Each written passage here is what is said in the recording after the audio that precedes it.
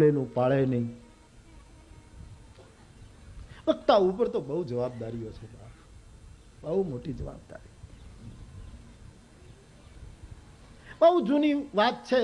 ક્ષિપ્રા નદી કિનારે અવંતિકા નગર, અને એક પંડિત, એક બહુ જ મોટો વિદ્વાન, બહુ સારું બોલે, લોકોને આમ આમ છટકવા ન દે આવી વાણી ઉપર પ્રભુત્વ અને શાસ્ત્રનો જ્ઞાતા, એક પછી એક શાસ્ત્ર વાક્યોની ધારા છૂટે, ક્યાંય પૂર્વાપર સંબંધ તૂટે નહીં, અને માણસ આમ હલી ન શકે, આવો પ્રવક્તા રોજ ક્ષિપ્રા નદીને નૌકામાં પાર કરી અવંતિકા નગરીમાં નગર શેઠ, આ બહુ આપણી જૂની વાર્તા, નગર શેઠને કથા સંભળાવવા માટે જાય. રોજનો આ ક્રમ. એક દિવસ એવું બન્યું કે નૌકામાં એ વિદ્વાન જતો હતો, એમાં બહુ મોટી નદી ક્ષિપ્રા, અને એમાં એક મગરે માથું બહાર કાઢ્યું. માથું બહાર કાઢ્યું અને એ મગર બોલી, પંડિતજી, વક્તા મહોદય, હા, તમે નગર શેઠને કથા સંભળાવો છો, તમે મને ન સંભળાવો? મગર બોલી. મગર બોલે છે, અને એનો જવાબ કઈ પેલા વક્તા મહોદય આપે એના પેલા મગરે એમ કહ્યું કે તમે મને કથા સંભળાવો તો હું તમને રોજ એક હીરાનો હાર આપું. એમ કરીને એને મોઢું પોળું કર્યું એટલે એમાં હાર દેખાયો. પેલા એમ થયું તો નગર શેઠ ને મારે તો આ સંભળાવવાનું છે ને, ત્યાં શું જવું? એ મગરને કથા સંભળાવવા લાગ્યું. પછી તો રોજ જાય ને મગર કથા સાંભળે ને રોજ એક હીરાનો હાર આપે. આ થયું છે કેમ એમાં પાછા બહુ ઊંડા ન ઉતરશો, મૂળ જે કેવું છે એ સાંભળ.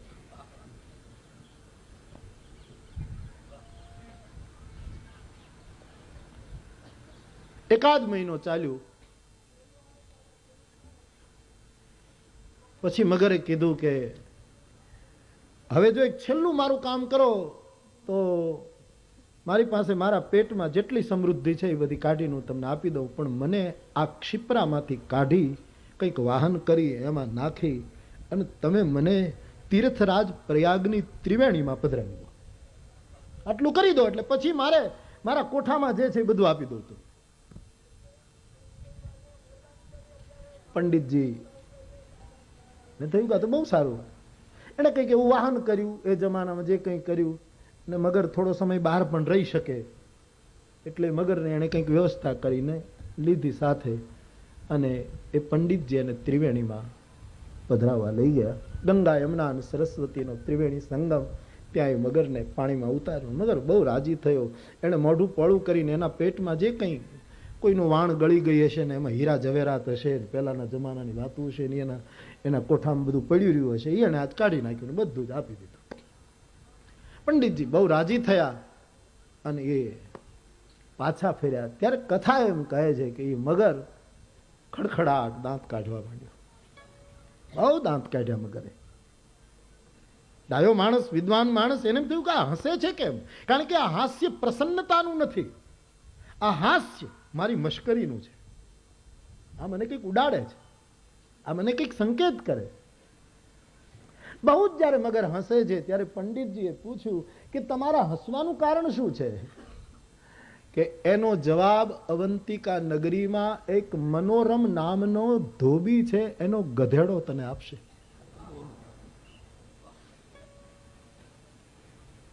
ધોબીનું નામ છે મનોરમ પંડિત, અને એના આંગણામાં ગધેડો છે. આ મારા દાંત કાઢવાનો જવાબ તને ગધેડો આપશે. આટલું કહીને મગર ડૂબકી મારીને જતું રહે. એ સમૃદ્ધિ લઈને પંડિતજી આવ્યા છે. વિચાર થયું કે આટલો મોટો વક્તા મહોદયને હું ગધેડાને પૂછવા જાઉં કે હસવાનું કારણ શું છે? આમાં તો મારી પ્રતિષ્ઠાનો પ્રશ્ન છે, એને કેમ પૂછું? પણ રહી પણ શકાતું નથી કે એ માણસે કીધું છે, ઘા કર્યો છે મર્મનો, આનું રહસ્ય તો મારે જાણવું જ જોઈએ. અને ત્યાં જવું. એક દિવસ કોઈને ખબર ન પડે એમ ક્ષિપ્રામાં સ્નાન કરીને વહેલી સવારે કુંભાર ન જાગ્યો હોય એ વાત ટાણે એના આંગણામાં ગયો ને પેલો ગધેડો ત્યાં ઊભો હતો.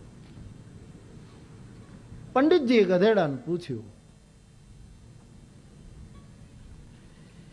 કે ભાઈ આ બધી ઘટના 1 મહિનો મગરને કથા સંભળાવી, એના કહેવા પ્રમાણે ત્રિવેણીમાં પ્રયાગમાં એને પધરાવવા ગયો, બહુ આનંદી, તેણે બધું મને આપી દીધું, ને પછી બહુ હસી અને બહુ ખડખડાટ દાંત કાઢ્યા. ત્યારે મેં પૂછ્યું, ત્યારે તમારું નામ આપ્યું કે મનોરમનો ગધેડો એનો જવાબ આપશે, એટલે હું તમને પૂછવા આવ્યો છું, આનું કારણ શું છે?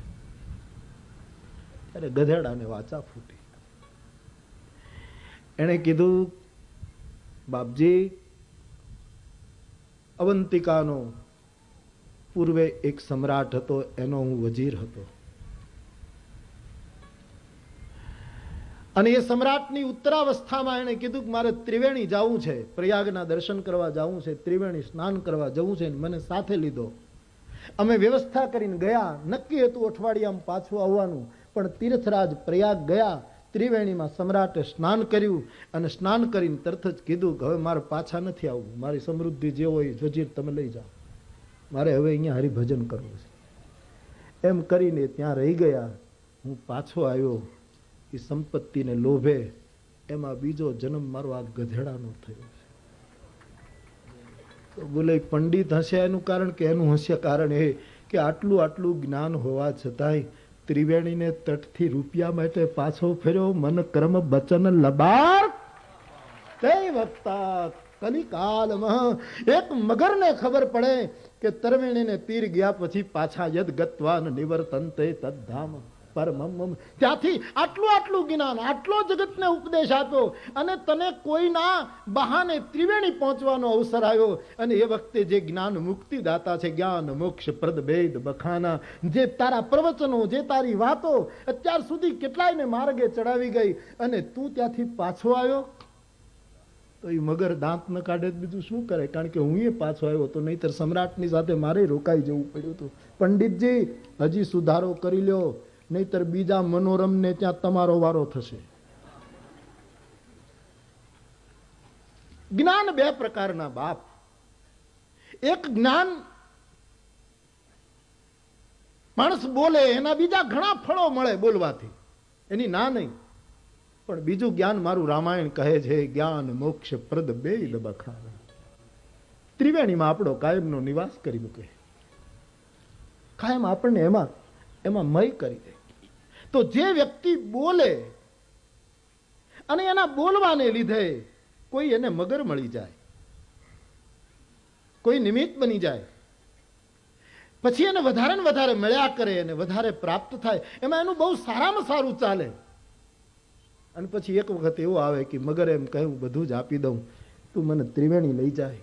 અને આટલા અનુભવ પછી પણ ત્રિવેણીએ ગયા પછી જે પાછો ફરે, ત્રિવેણીએ ગયા પછી પાછો ફરે, એનો અર્થ પોતાના જ્ઞાનની આટલી મોટી અસર જે લોકો આચરે છે એ કૃતકૃત્ય થઈ જાય, અને બોલનારો માણસ કાંઠેથી પાછો રૂપિયા માટે પાછો આવે, તો મન ક્રમ બચન લબાર તે બક્તા કલિકાલ.